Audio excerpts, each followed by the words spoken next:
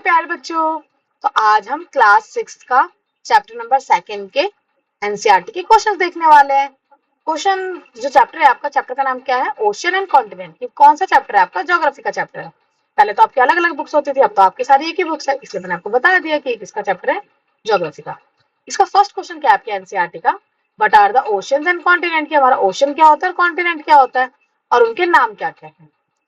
तो ओशन जो होता है वो आपका वास्ट बॉडीज है सॉल्ट वाटर की, जो कवर करके रखती है 71% of the earth surface water. कि अर्थ की सरफेस का 71% जो हमारा कवर कर रखा है वो किसने कर रखा है? ओशन ने कर रखा है। इसके अलावा कॉन्टिनेंट्स जो है are the large land mass. Continents क्या है आपकी? लार्ज लैंड मास है, जिसकी वजह से makeup the remaining 29% of the earth surface. 29% ही आप देखो, 71% अगर आपका पास सॉल्ट वाटर हो गया, ओशन हो गया, तो 29% जो आपका अर्थ का सरफेस है वो क्या हो जाएगा? Land mass. वो आपकी वो है, जमीन है। ठीक, ये आपका ओशन और कॉन्टिनेंट बता दिया। अब इसने पूछा उसके नेम्स क्या है। तो हमारा ये जो ओशन है इसके नेम क्या क्या है? फर्स्ट ओशन है हमारा पैसिफिक ओशन, सेकेंड ओशन है आपका अटलांटिक ओशन, फिर है आपका इंडियन ओशन, फिर है साउथर्न ओशन, और फिर है आर्टिक ओशन। मुझे पता है आपको यहाँ पे ना दिक्कत आती है कि हाँ इसको सबसे बड़ा कौन सा, सबसे छोटा कौन सा है। इसलिए मैंने आपके लिए एक ट्रिक बनाई है, आप वो ट्रिक जाके देख सकते हो, आपकी शॉर्ट वीडियो में अवेलेबल है। ठीक, तो आप वहां पे मैं इसका भी जो लिंक है ना वो मैं कमेंट सेक्शन में डलवा दूंगी, आप वहां से देख लेना। ठीक, ये देखो, तो लार्जेस्ट टू स्मॉलेस्ट ये सब बता दिया। सबसे बड़ा हमारा पैसिफिक है, अटलांटिक है, इंडियन है, साउथर्न है, आर्टिक है। इसके अलावा आपके 7 कॉन्टिनेंट्स है। कौन कौन से कॉन्टिनेंट है? सबसे बड़ा कॉन्टिनेंट है एशिया, उसके बाद सेकंड नंबर पे आता है आपका अफ्रीका, थर्ड पे आता है आपका नॉर्थ अमेरिका, फोर्थ पे आता है साउथ अमेरिका, फिफ्थ पे आता है अंटार्कटिका, सिक्स पे आता है यूरोप, एंड सेवन पे आता है आपका ऑस्ट्रेलिया। ठीक, इसके अलावा क्वेश्चन नंबर सेकंड क्या है? क्वेश्चन नंबर सेकंड में आपसे पूछा है कि डिस्क्राइब द पैसिफिक ओशन, की पैसिफिक ओशन के बारे में बताओ और अटलांटिक ओशन के बारे में बताओ। तो पैसिफिक ओशन के बारे में अगर हम देखा जाए तो पैसिफिक ओशन क्या है हमारा? लार्जेस्ट एंड डीपेस्ट है, सबसे बड़ा ओशन और सबसे डीप ओशन है। कवर करता है 30% ऑफ द अर्थ सरफेस। पूरे अर्थ का सरफेस का अगर देखा जाए तो 30% आपका पैसिफिक ओशन ने ले रखा है। इसके अलावा सर्कुलर इन द शेप, ये एकदम ऐसे गोल शेप में दिखता है। ठीक, इसके अलावा बाउंडेड बाय द, अभी इसके आसपास कौन कौन से कॉन्टिनेंट है हमारे? इधर से एशिया है, फिर ऑस्ट्रेलिया है वेस्ट में, और नॉर्थ में है इसका अमेरिका, और साउथ में भी इसका क्या है? अमेरिका है। ठीक, साउथ अमेरिका। होम है यहाँ पे मेरियाना ट्रेंच। मेरियाना ट्रेंच भी पैसिफिक ओशन में मिलती है। मेरियाना ट्रेंच है क्या? एकदम सबसे डीपेस्ट जगह, जिसने बोला था डीपेस्ट ओशन, इसमें एक डीपेस्ट पॉइंट है, जो सबसे नीचे पॉइंट है उसका नाम है मेरियाना ट्रेंच, इसी को बोलते हैं deepest part of the earth.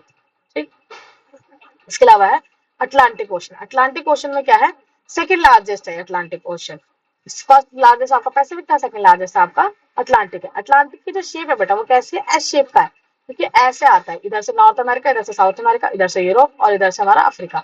उन चारों कॉन्टिनेंट के बीच में एस शेप का बनता है। ठीक, तो इसलिए इसका नाम है S shape, and as indented coast line, उसकी इंडेंटेड कोस्ट लाइन है। यहाँ पे अमेरिका है मैंने बता दिया, यूरोप है और अफ्रीका है। वेस्ट में हमारा America, north America, south America, इधर से यूरोप, इधर से अफ्रीका।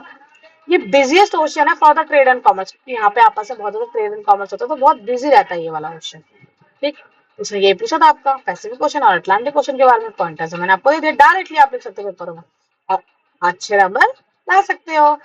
इसके अलावा आपका नेक्स्ट क्वेश्चन है, why is the Indian Ocean considered unique. आखिर इंडियन ओशन जो है उसको इतना यूनिक क्यों माना जाता है? It is the only ocean named after the India. इसको इसलिए यूनिक माना जाता है क्योंकि ये पहला ही एक ऐसा ओशन है जो किसी कंट्री के नाम पे है। वो कंट्री कौन सी है? हम है, हमारी है वो कंट्री, इंडिया। इसकी जो शेप है वो ट्रायंगुलर है। कैसी शेप है इसकी? Triangular. Bounded by the Asia, ऊपर से इसका एशिया वाला पार्ट आता है नॉर्थ में, वेस्ट में देखा जाए तो अफ्रीका आता है, ईस्ट में देखा जाए तो ऑस्ट्रेलिया आता है, और साउथ में देखा जाए तो साउथर्न ओशन आता है। उससे चारों तरफ से ये क्या है? बाउंडेड है, चारों तरफ से यहाँ पे बाउंडेड है। इट इंक्लूड द अरेबियन सी, यहाँ पे अरेबियन सी है, यहाँ पे हमारा बे ऑफ बंगाल है, इसके आर्म्स में। ठीक, इसके अलावा है आपका नेक्स्ट क्वेश्चन। नहीं आ रहा ये। Why is the Southern Ocean and where it is located? कि हमारा साउथर्न ओशन होता है कहाँ, मतलब, और ये कहाँ पे लोकेटेड है? वेयर मतलब कहाँ पे लोकेटेड है? तो साउथर्न ओशन कहाँ पे? Surrounded the continent of Antarctica. Antarctica जो सबसे नीचे आपका कॉन्टिनेंट है ना अंटार्कटिका, उसके जस्ट ऊपर क्या है आपका? साउथर्न ओशन है। Form by the merging waters of the Pacific. अब साउथर्न ओशन में ना बहुत सारे कॉन्टिनेंट का पानी आ रहा है, जैसे कि हमारे पैसिफिक का पानी है, अटलांटिक का पानी है और इंडियन ओशन। तो इन तीनों का जो पानी है उनसे मिला के आपके क्या बन रहा है? साउथर्न ओशन बन रहा है। ये लाई करता है कहाँ पे, साउथ में 60 डिग्री साउथ लैटिट्यूड में। समटाइम जिसको अंटार्कटिक ओशन भी बोल देते हैं। अंटार्कटिक ओशन क्यों बोल देते हैं, क्योंकि ये अंटार्कटिका को टच कर रहा है, अंटार्कटिका कॉन्टिनेंट को टच करता है, इसलिए उसको अंटार्कटिक ओशन भी कह देते हैं, लेकिन जनरली इसका नाम क्या है, साउथर्न ओशन। इसके अलावा है आपका what are the key features of the Arctic Ocean, जो सबसे ऊपर वाला आर्टिक ओशन है उसका क्या की फीचर है। तो पहली बात, वो सबसे स्मॉलेस्ट है, शैलोएस्ट है, मतलब वो ज्यादा डीप नहीं है, शैलो है, ऊपर ऊपर ही है।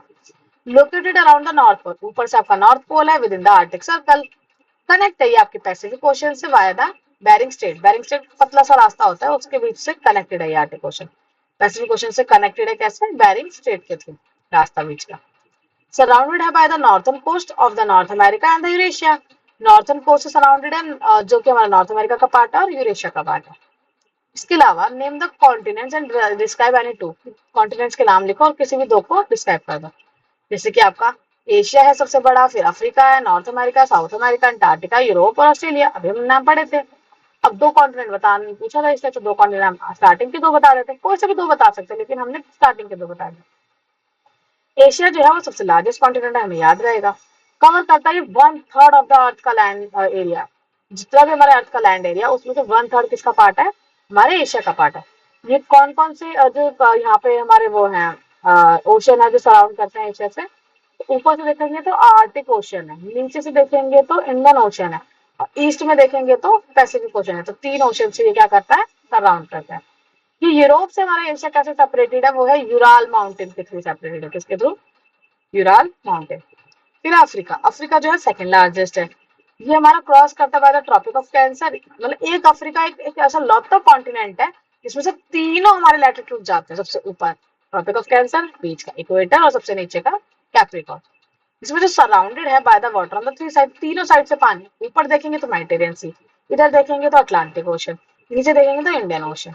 ये तीन तरफ से पानी से घिरा हुआ है। ये सेपरेट करता है एशिया को by the Swiss canal. Swiss canal से ये एशिया को सेपरेट करता है, बीच में से स्विस कैनाल निकली है। अब आप लोग से एक क्वेश्चन, अगर आपने इसके बारे में पढ़ा है या नहीं, आपको सर्च करना है या देखना है बुक से, अगर आपने पढ़नी है। आपका क्वेश्चन ये है, आपको बताना है जो स्विस कैनाल है, ये स्विस कैनाल कब बनी थी। एक पतला सा एक रास्ता है जो हमारा ये इसको कनेक्ट करता है एशिया को, मतलब एशिया जो है आपका, वहां से आप डायरेक्टली यूरोप में जा सकते हो इस स्विस कैनाल के थ्रू। आपको बताना है स्विस कैनाल कब बनी थी, कौन से ईयर में बनी थी। ठीक, थैंक यू। सबको क्या करना है पता है ना, लाइक शेयर एंड सब्सक्राइब, ताकि मुझे भी मोटिवेशन मिले, मैं भी आपके लिए अट्रैक्टिव अट्रैक्टिव पीडीएफ बनाऊं, पीडीएफ बनाऊं और आपको समझाऊं।